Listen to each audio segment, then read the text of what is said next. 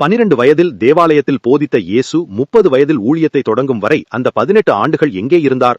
லூக்கா 2:52 சொல்கிறது, அவர் ஞானத்திலும் வளர்ந்ததிலும் தேவ கிருபையிலும் வளர்ந்தார் என்று. இது ஒரு மாபெரும் தயாரிப்பு காலம். அந்த மறைக்கப்பட்ட ஆண்டுகளில் அவர் ஒரு சாதாரண தச்சராக வியர்வை சிந்தி உழைத்தார் என்பதை வேதாகமம் காட்டுகிறது. வானத்தையும் பூமியையும் படைத்த கரங்கள் ஒரு ஏழை வீட்டில் மரவேலைகளை செய்தன. இதுதான் உண்மையான தாழ்மை. யோசேப்பின் மறைவுக்கு பின் தன் தாயையும் குடும்பத்தையும் தாங்கும் பொறுப்பை ஒரு மகனாக அவரே ஏற்றுக்கொண்டார். அவர் நமக்கு எல்லா விதத்திலும் முன்மாதிரியானார். லூக்கா 2:51 படி அவர் தன் பெற்றோருக்கு கீழ்ப்படிந்து வாழ்ந்தார்.